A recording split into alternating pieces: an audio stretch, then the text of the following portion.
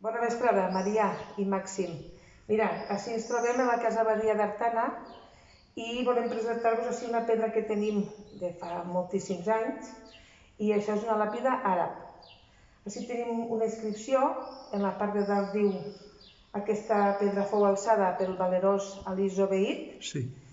Suposem que Ali Zobeid era un noble o un guerrer valerós, però des d'abans de la reconquesta d'Artana, que ja fou en 1242, i després en la segona línia de la inscripció diu Déu és Alà i el seu profeta Mahoma, que és una frase universal perquè és una professió de fe que se sent a tot arreu.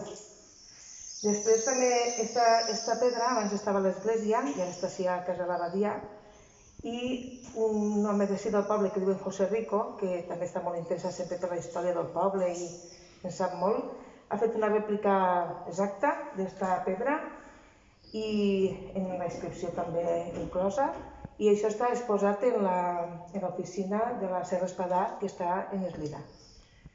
I no res, és una cosa més que tenim en Artana de les que ens sembla molt interessant respecte de la història i volíem fer-vos una xicoteta mostra d'això. Que passeu bona vesprada.